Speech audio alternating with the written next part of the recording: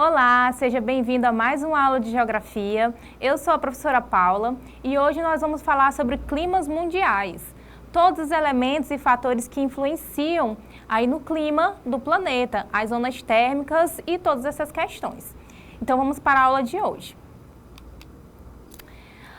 Antes de falarmos a respeito dos climas mundiais, como que acontece, quais são os elementos e os fatores que determinam esses climas, vamos aqui para uma questão do Enem 2019, da prova amarela, questão 63 de Ciências Humanas.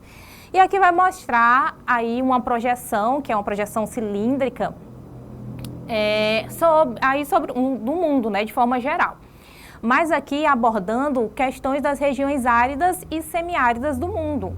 Regiões áridas e semiáridas são regiões mais secas e com temperaturas mais altas, tá? E aí fala o seguinte: no hemisfério sul, a sequência latitudinal dos desertos, representada na imagem, sofre uma interrupção no Brasil devido à seguinte razão. O comando, né, já da questão.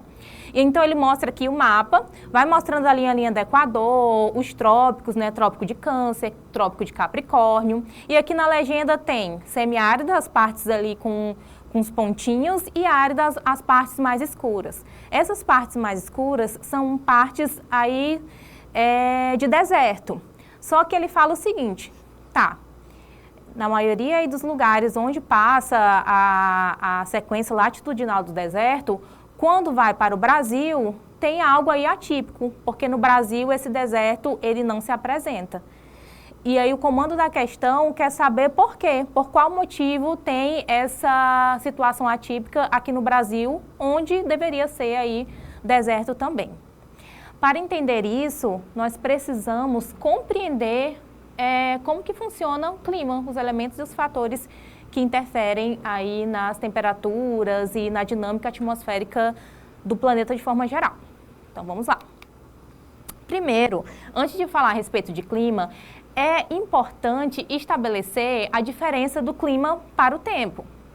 Por que que é importante, né? No dia a dia, se fala muito, nossa, hoje o clima amanheceu mais quente, hoje o clima amanheceu mais frio, mas na verdade, cientificamente, falar dessa forma, que o clima amanheceu mais frio ou mais quente, está errado. Por quê? Porque o clima, ele é ali determinado de uma certa região do planeta na observação de uma dinâmica da atmosfera por pelo menos 30 anos. Então, é observado ali durante 30 anos para poder determinar o clima de um determinado país, uma determinada região. Por exemplo, o Brasil ele tem um clima tropical, quente e úmido. Para chegar até essa conclusão, foi necessário anos de observação aí do território brasileiro e como essa dinâmica atmosférica ela se comportava. Então, o clima ele é estático ali, né? Ele pode mudar? Pode, mas com muito tempo de observação para poder ali colocar uma mudança nesse clima, tá? Já o tempo não. O tempo é a mudança diária da atmosfera. Então, tem dias que aqui no Brasil, que é um clima tropical, pode amanhecer com um tempo mais frio ou com um tempo mais quente. Por quê? Por conta da dinâmica que acontece ali na atmosfera. Então, o clima, ele é determinado na observação de 30 anos, ele é como se, posso dizer que ele é fixo, né, de uma região, podendo mudar durante, mais com a observação de muito tempo ali da atmosfera. E o tempo não, o tempo é a situação ali da atmosfera que muda diariamente. Então, aqui no nosso estado equatorial, tem dia que o tempo amanhece mais frio, e tem dia que o tempo amanhece mais quente, então é uma situação totalmente ali que pode mudar de um dia para o outro. Clima é fixo e o tempo é a mudança diária da atmosfera, tá? Hoje estamos falando sobre o clima. E para entender aí como esse clima ele se comporta, nós temos alguns elementos que interferem diretamente nesse clima. Então, quais são esses elementos? Principalmente esses: umidade atmosférica, temperatura e pressão atmosférica. Então, o que é a umidade atmosférica? São as partículas de água que estão ali na atmosfera. E isso vai determinar também o clima de determinada região. Por quê?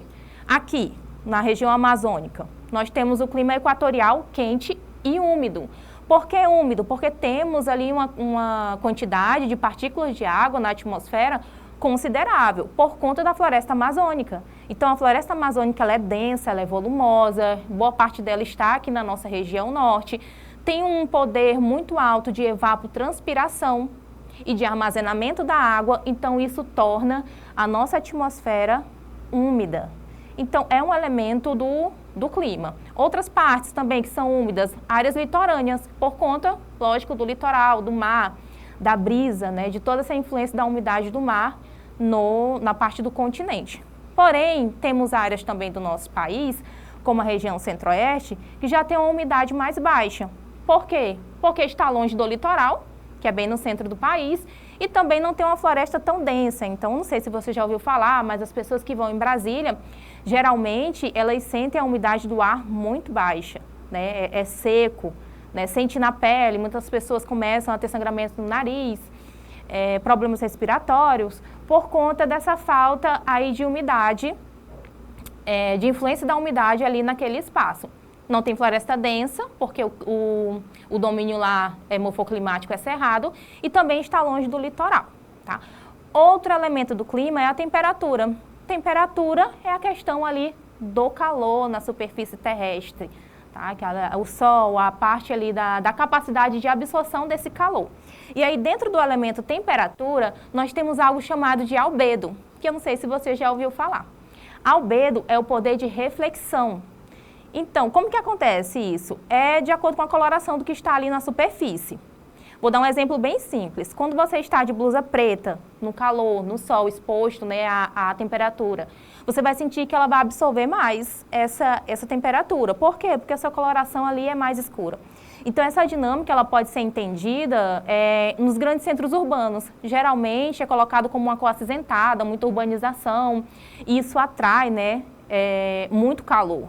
Armazena muito calor. Então, em grandes centros urbanos, essa temperatura, essa sensação térmica, sempre você vai sentir acima do normal, tá? Já em áreas já usando o exemplo da blusa, se você estiver com a blusa branca, vai refletir mais calor, não vai absorver tanto, tá? Então, isso também serve para as áreas onde tem colorações mais leves, né, mais claras, como áreas de floresta. Então, nas áreas de floresta também tem essa interferência aí do albedo, tá? Porque reflete mais esse calor. E aí, se você for em área de floresta também mais próximo à floresta, você vai perceber que essa temperatura ela não é tão elevada, embora essa sensação térmica, né, que é a sensação daquela temperatura, não é tão elevada. Então, por isso, a temperatura também é um elemento do clima. E por último, nós temos aqui a pressão atmosférica. O que é a pressão atmosférica? Nada mais é do que o vento em movimento. A pressão atmosférica, ela também está totalmente relacionada com a temperatura. Porque áreas mais frias, como, por exemplo, áreas mais próximas aos polos, são áreas onde a pressão atmosférica é maior. E áreas mais quentes são áreas onde a pressão atmosférica é menor. Então, por exemplo, vou dar um exemplo da sua vivência. Aqui, nos meses de agosto e setembro, onde a temperatura está muito elevada, nós temos uma baixa pressão atmosférica. Porém, em outras áreas, como no sul do Brasil, ou áreas mais frias, essa pressão ela é mais elevada porque está frio. Essa pressão mais elevada, ela vai ser sempre expulsa, né, para as áreas de pressões mais baixas. Ou seja, a pressão atmosférica ela sai de áreas mais frias para áreas mais quentes. Não sei se você também já ouviu falar, mas lembra daquela, às vezes sua mãe, seu avô fala, que quando está muito quente vai vir um temporal? Faz total sentido, porque quando está muito quente, a pressão atmosférica é muito baixa e atrai muitos ventos, atrai pressão atmosférica de áreas mais frias. Então, por isso tem essa dinâmica aí toda dos temporais. Então, pressão atmosférica é o ar em movimento, sai a pressão das áreas mais frias para as áreas mais quentes. As áreas quentes atraem ventos. Vamos lá agora para os fatores climáticos, tá? Nós temos aí vários fatores climáticos. Altitude, latitude, continentalidade, maritimidade, massas de ar e correntes marítimas. Então, altitude. Altitude, nós estamos falando aí de altura, tá? Então, aqui na superfície, quanto mais alto, principalmente nessa nossa primeira camada da atmosfera, aqui, que é a troposfera, quanto mais alto, menor a temperatura. Isso explica essa dinâmica climática de uma área bem próxima aqui nossa, que é o Peru. O Peru é uma região, é um país de uma região bem fria. E talvez você já tenha até se perguntado, tá, professora, mas o Peru é tão próximo daqui, aqui é tão quente, é uma área equatorial, lá é uma área fria. A altura, a altitude é o que diferencia também, tá? Além da linha do Equador e tudo isso. Quanto mais alto aqui na superfície, mais frio. Nós sabemos que o Peru são áreas montanhosas, das cordilheiras e tudo. Então, isso interfere diretamente aí no clima, tá? Outro fator, latitude. O que é a latitude? Distância em graus em relação à linha do Equador. Quanto mais distante da linha do Equador, menos quente vai ser. Lembra quando o professor lá faz para você aquele desenho do globo terrestre, coloca a linha do Equador e aí ele fala, olha, aqui próximo à linha do Equador são áreas mais quentes, porque a radiação solar ela vai ali de uma forma mais reta. Quanto mais vai se afastando da linha do Equador, né, esse raio, ele tem ali uma curvatura, já não é tão intenso, então isso explica.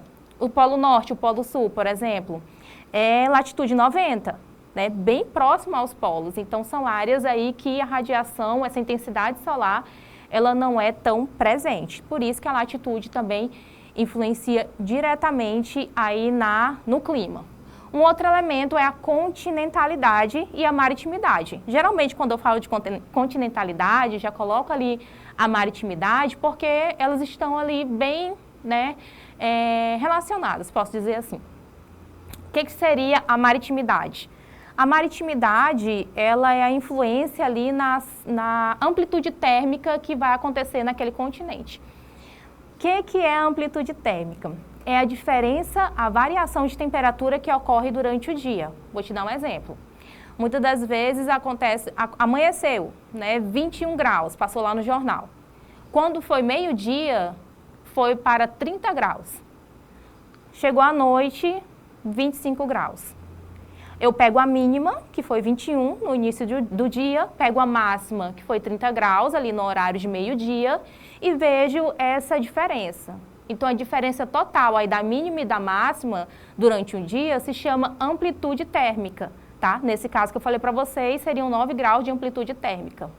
O que isso tem a ver com a maritimidade? Áreas próximas ao litoral são áreas que geralmente não têm grandes amplitudes térmicas, porque a água ela tem todo um processo aí bem demorado de trocar de temperatura, tá? E isso acaba equilibrando ali a temperatura no litoral brasileiro, fazendo com que não haja tanta essa variação tão brusca. Então, lá, Rio de Janeiro, por exemplo, pode amanhecer 26 graus, 25 graus e ter uma variação no máximo ali de 2 graus durante o dia, porque o litoral faz esse papel de regular essa temperatura. Porém, se eu for lá para o centro-oeste do Brasil, eu vejo que a amplitude térmica pode ser bem mais alta. Por quê? Porque o continente, essa parte mais de terra, de concreto, ela muda de temperatura, absorve a temperatura de forma muito rápida, tá? Então, de manhã está quente, quando você pega lá no solo, o solo está quente. Se de repente ficou frio, se você pega lá no solo, o solo vai estar frio. Então, ele não tem essa influência assim, de regular essa temperatura, de manter essa temperatura. Áreas que é influenciada apenas ali pelo continente, não tem um litoral, tem grandes amplitudes térmicas. Pode amanhecer 21 graus e chegar até 32 no mesmo dia, tá? Então, por isso, a continentalidade e a maritimidade influencia aí no clima. O outro, massas de ar, né? No mundo, nós temos várias massas de ar que vão refletir o que está ali naquela superfície. Uma muito conhecida e muito poderosa é uma massa de ar chamada massa equatorial continental, que é uma massa de ar que está aqui na Amazônia. Então, aqui nós temos uma alta umidade do ar, como eu já falei para vocês. Essa massa de ar, ela passeia ali pelo continente, influenciando no volume de chuvas, tá? Chamada de massa equatorial continental, popularmente também chamada de rios voadores. Mas no Brasil, nós não temos só a massa de ar equatorial continental. Temos a massa tropical continental, que fica ali no centro-oeste. Temos a massa equatorial atlântica, que fica ali no nordeste. Temos a massa polar atlântica, que fica ali no sul do Brasil. Então, temos várias massas de ar que vão carregar a característica ali daquela superfície e influenciar em outras regiões.